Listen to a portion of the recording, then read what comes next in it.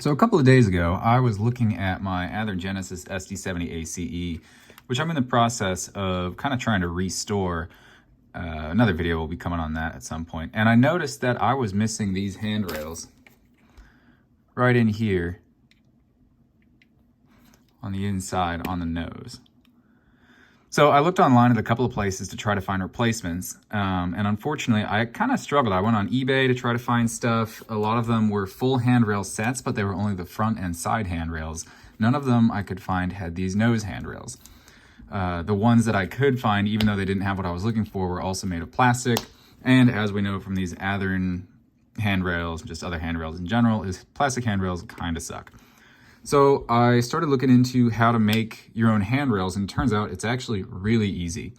All you need is some wire. You could, I think I experimented by using the wire from a resistor that I was soldering for one of the electronics projects.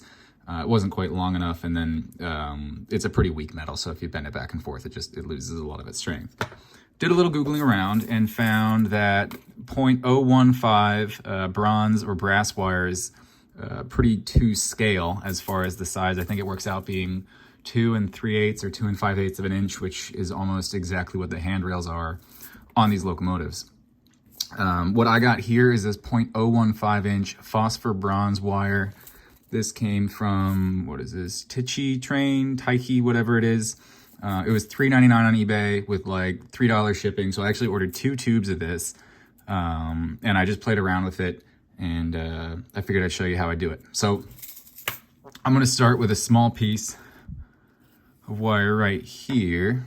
You can see it move into frame. And it's helpful to have a picture of the locomotive online to help you figure out how you want to wear and how it bends, but it pretty much all starts the same.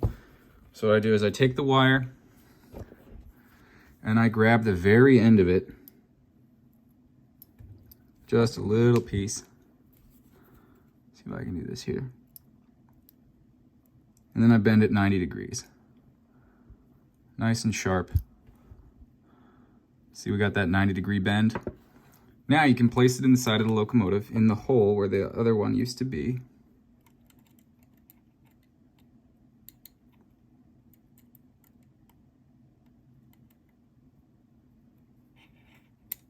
Just like that.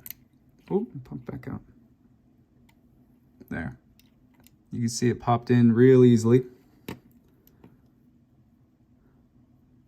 And then this is where the picture becomes helpful. You can look at the front of the locomotive, compare it to the picture, and see where the next bend is, and then mark it with a Sharpie. And then that's where you can make your next bend. So let's see, if I lay it on the side, let me get my Sharpie here. Just set that right there. And the pictures I saw online, and maybe I can try to post one here, it looks like it kind of matches up right with, it comes to a fork pretty much at the point where the nose meets the front of the pilot and at the top of the steps. So you can just sort of lift it. See if I can do this here. There we go, just put a little dot on it. There we go. And then you can pull it back out. Put the Sharpie down and pick up this piece of wire. Whoops. So what I like to do is, now that we've got this 90-degree bend, we can actually put it inside the pliers, and that'll hold it in a rigid spot. And then we can just grasp the wire like this. So you want to keep in mind where it plugs into the locomotive. So the point is on this side, which means you kind of have to do some mental gymnastics to figure out exactly which way you want to bend it. All right, so that comes out, and then we want it to bend down. So I'll grab it right up here at this marker point and just kind of give it a little bend. Nice and sharp. Now you can see we've got this bend in it. So then you can test fit it, put it back in there, see where it's coming out to. I think I did all right there. And then next step is to mark again where your next bend is going to be. So I want it to bend in right at the hole. Put a nice little Sharpie mark right on there.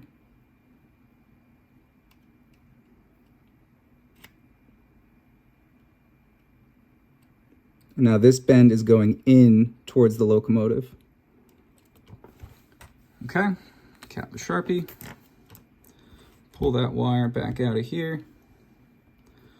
And let's see, we're going in towards the locomotive. Actually, on this one, what I like to do is grab it from the long end. Okay, so now actually it's going this way. So this is going back. So this is going towards the negative x-axis. And now we want to bend this wire in towards the locomotive. So if we push the rest of the handrails away from us at roughly 90 degrees, we'll get that bend we want. And if you look at this here, it's actually a little shallower than 90. So I'm just gonna bend it with my fingers a little bit here. And there we go. That looks like about a 90-degree bend. So it's test fitted here. Pop that in the front.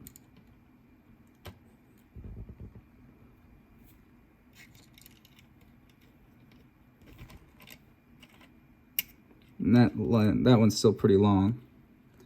But as you can see, it's lining up there pretty well. So let me pick this up and show you.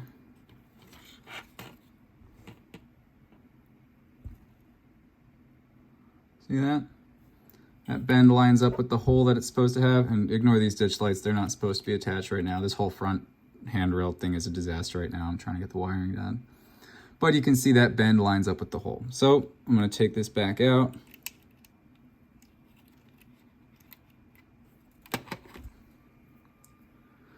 The next thing you want to do is trim this to fit inside that hole in the locomotive. Obviously, you don't want this whole inch piece going through. That could get in the way of the frame or other parts of the trucks or whatever. So you just want to cut it short, kind of like the handrails have. I use probably about, I don't know, 1/8 to 1/16 of an inch. I just pinch it in this section, in like the cutting section of your pliers, and then I just wiggle this about until it cuts. If your pliers are good, it might not take this much wiggling. Come on. Back and forth, stretch out the metal. There it goes, pops off. So now we've pretty much got our finished handrail. Let's test fit it again. Just come up here, pop it in that hole. And now let's see if this other one lines up. This is where it gets a little, it definitely is a tedious job. Probably would make sense. I'm just gonna pull that front handrail off. I don't need that right now.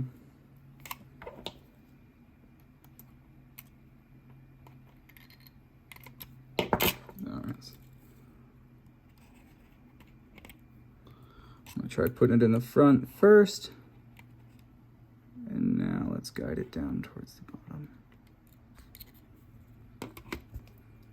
Might need to mess around with some of the bends to get it to fit exactly the way you want to. And it's not perfect. You know, you got to play around with it. And that's where this phosphor bronze wire is nice. If you look straight down, it's slightly canted forward, which I don't want. So I'm just going to give it a twist. But the nice thing with this phosphor wire is it seems more resistant to breaking than some of the other just brass wires. At least that's what I collected from my brief internet research. I'm just going to give that a little bend backwards.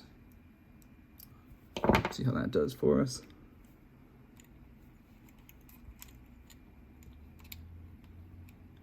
There we go.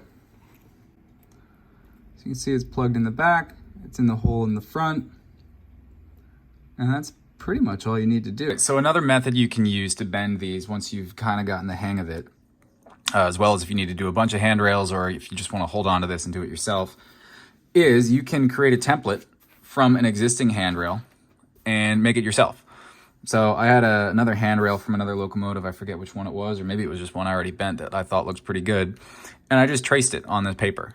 Here it's about 1/2 centimeter by 1.5 centimeters, and then it goes a centimeter over.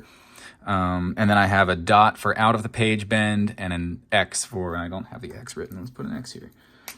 you know what, there is no in X here. An X would be in the page or whatever. You can use whatever notation you want. But you can just trace this and then bend to that trace. So let me find a piece of wire here I can use. Grab one of these. And let's see, we'll just take about, I don't know, 3 inches or so. So grab it, give it a wiggle.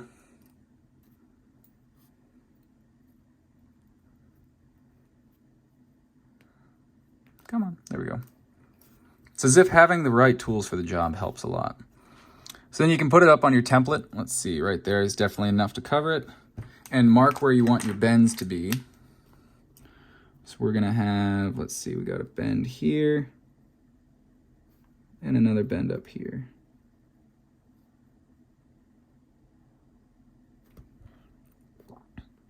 Okay. So same process. We can bend this one first, so I like to grab it center.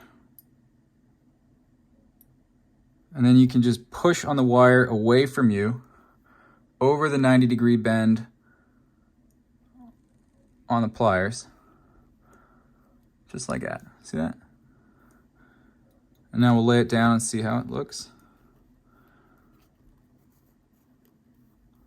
You can wiggle it a little bit with your fingers, but be careful doing that because it'll add, it'll be less sharp of a bend in the metal. But that's looking pretty good so far. So I know I already put a mark on here, but I'm going to put another one on. There we go. Just mark that up. Great. And now we want to bend it in towards the other one. So let's see here. I'm going to grab it. I'm going to grab it from the other end. Get around there, go right up to the mark. And now since we want to bend it in, we can actually just push away on this, keeping that pressure on the pliers. And there's our bend. Let's see how we did. That's pretty close, if I do say so myself. Maybe just a little bit more. So that's where you give it a little wiggle with the finger. Perfect. So now we have one more bend we want to make. This is out of the page. So you'd want to actually, if you're doing both of the handrails, you'd want to do one in the page and one out of the page, since they're mirrored on either side of the locomotive. But let's just line this up again. Put a dot right here for our out of the page bend. There we go. So now I'm going to take this and let's see, out of the page. So you can just take this whole little assembly here. This is where it can be a little tricky. You want to make sure you're grabbing it perpendicular and pushing perpendicular. So if we want that to come out of the page, let's see, you'll just grab it here and crank it over that way. Nice, sharp 90-degree bend. Just like that. See, we're in plane here. And there's our bend.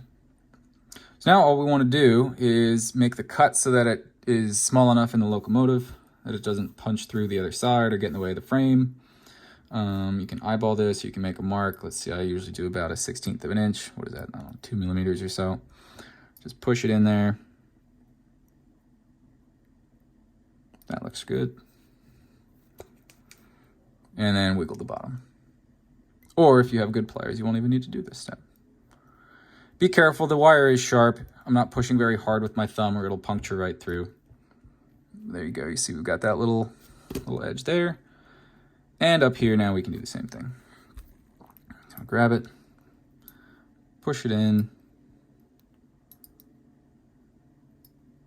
It's probably a good amount. Grab it, wiggle this end. Oh, and there we go. See, I just poked myself. Just like a sharp knife, sharp pliers are safer. And there we go. Here's our handrail. Let's mark it up here and see how we did. Push this a little bit over that way.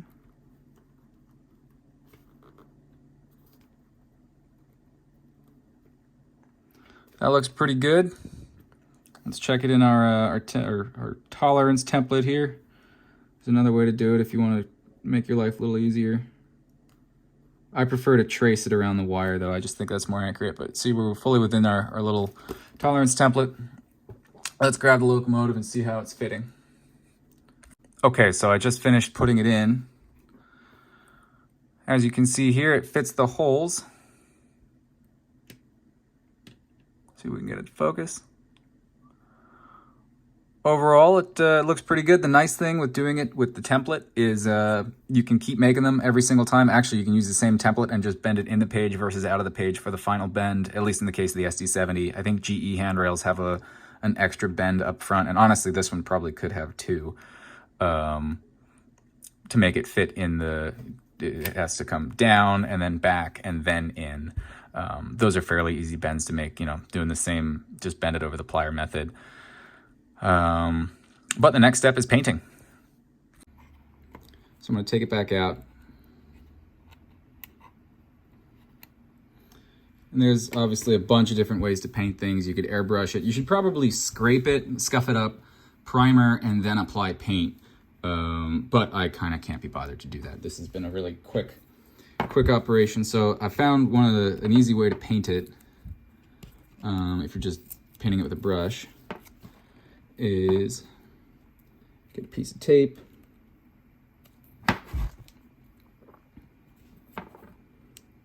just grab the tip. It's so light that you really don't need to put it in there too tight. So like, see, we got it hooked in the tape there. Now let me get the paint. So I just have this real cheap, what is this, Craft Smart. I'm pretty sure this came from Walmart. Craft Smart paint. Again, you could get fancy and expensive with it. You can scrape it and prime it and then apply this and put a clear coat on. That'll probably be really durable and last a long time, but I don't know, who says you have to. So I just get a little bit of paint here and just start brushing along the sides. You don't want it to be too globby or it'll look out of scale, and it might require one or multiple coats. There you go. As you paint, you're not going to be getting the bottom as easily, so you can kind of try to work the brush under your wire, or you can wait for it to dry, attach it by the other end, and then paint it up that way.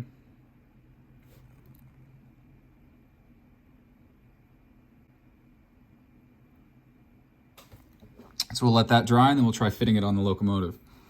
So again, apologies for the front ditch lights and handrails. Those are the factory plastic ones that they bend and they get weird and they're just not great. On the sides though, you can see the new handrails I've installed. The paint did come off a little bit as I was working them in there, so it might be worthwhile adding either a second coat or spending a little bit more time brushing down the brass with either a really fine grit sandpaper or steel wool or something, applying a primer as well as paint, or you can just touch it up once it's installed. I guess if you're not going to handle the model a whole lot, it doesn't matter. Let me come back around here. Focus. And you know, they're not perfect, but we're looking at a fairly small difference. So this is the SD70 ACE. Let me pull out the GEVO and see if you can tell which one was missing. We've got our MTH ES44 as well as our Athearn SD70 ACE. So a couple of days ago, I noticed the front handrail. Actually, what started this whole project was I noticed the front handrail was missing from the GEVO. So I went ahead and made a new one. Let's see, which one is it, do we think here?